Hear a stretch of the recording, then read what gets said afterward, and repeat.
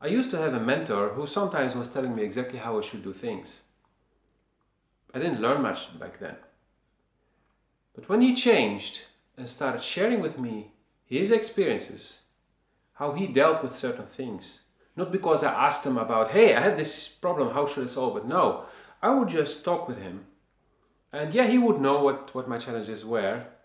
So maybe he was taking that into consideration. But what I learned the most about was to look at how he was dealing with things. What were the tools that he was using? How was he using them? When was he using them? And of course I tried to copy him and it didn't work well.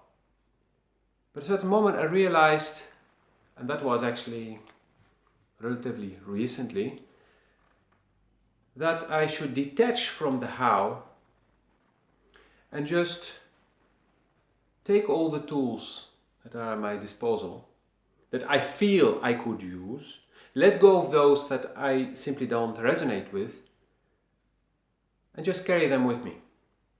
And then when I'm in a situation where I need to solve something, then I have plenty of tools. And then if I'm calm, then I just know which tools to grab that will help me resolve the issue I'm at.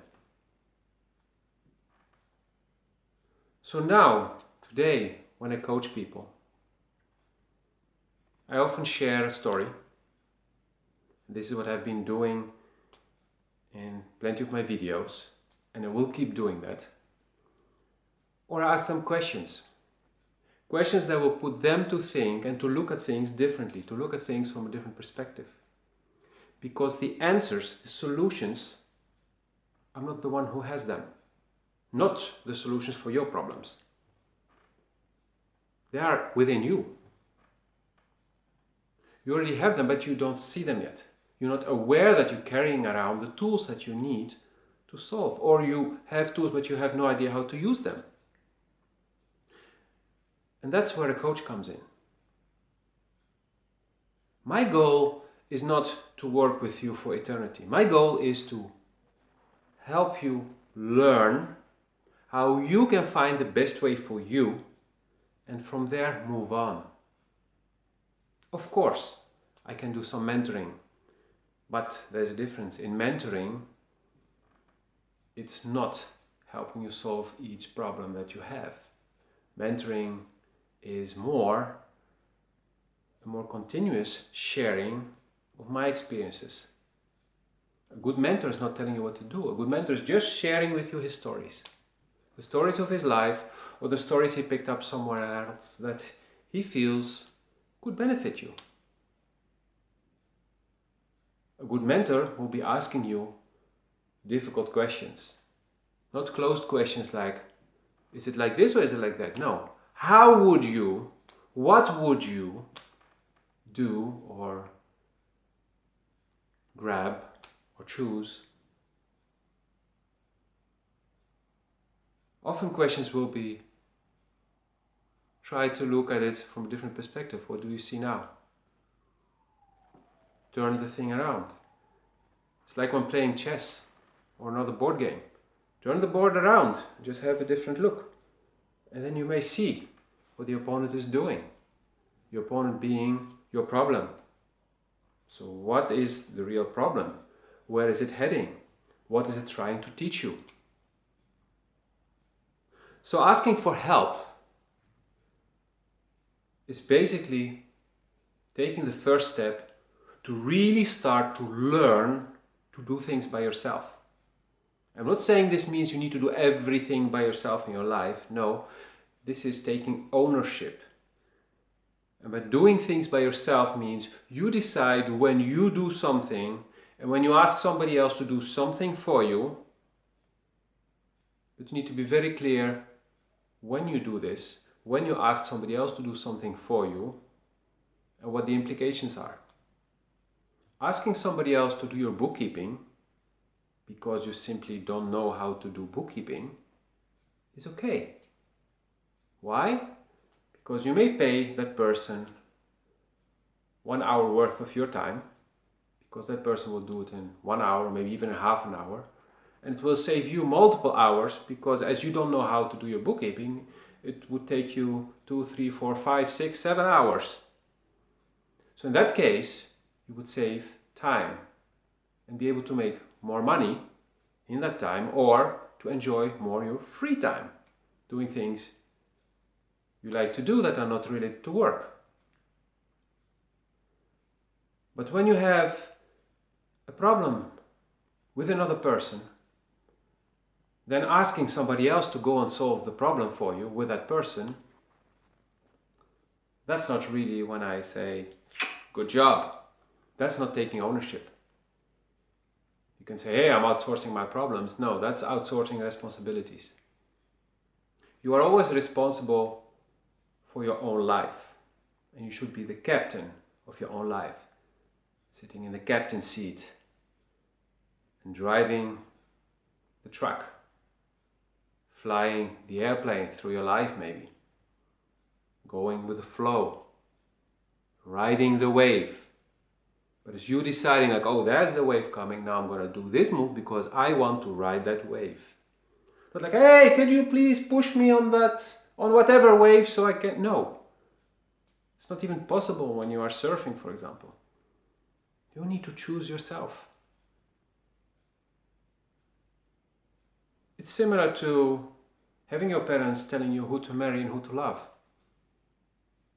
In many cultures, it's normal. But it's not because they know what's best for you when it comes to loving a person or loving another person. That's related to safety, their perception of safety. In the Western world, we would not allow this. We would say, hey, Dad, Mom, mind your own business. You say, hey, I met that person, I love that person, I want to be with that person. And then there's nothing your parents can do. Yeah, they can try to sabotage. Some mothers try to sabotage because they've decided they want to keep controlling your life, and they will decide who you will be with because they like that person, because they have their agenda, their own agenda. But that means you're not managing your own life. You're not taking responsibility and ownership for your own situation and the situations to come.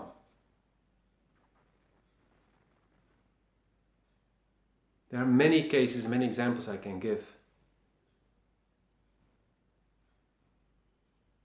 Because the most important thing here is that you can do it. You can take responsibility and ownership of your own life and start steering things into the direction you want to go to.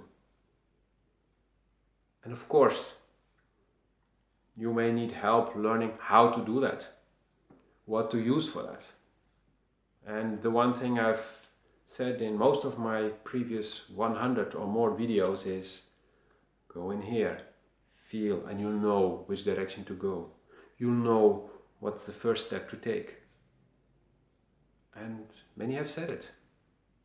Moving forward is taking one step after the other. So just feel every time, what's the next step to take? You set your intention for the direction, and then you feel, how do I get there? Your intuition will tell you, your heart will tell you. And you don't need to plan everything ahead. Because you know when you plan things, there's always something going slightly differently. And you can have all kinds of contingency plans. But generally in life, when it comes to important life decisions, you don't know how things will go.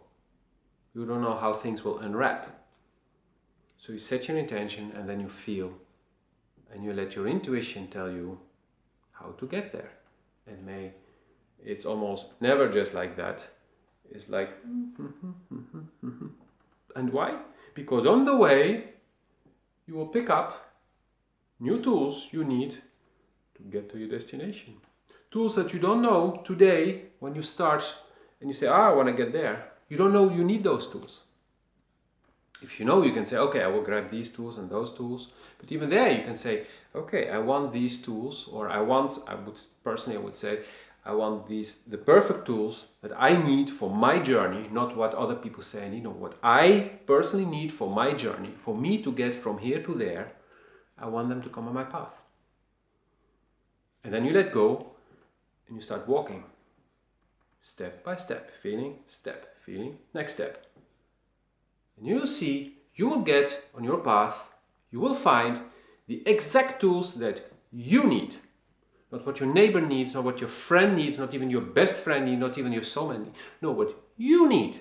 Because we're all different, we're all unique, and we all walk, even perfect twins walk slightly different roads towards the same destination. Because we're unique.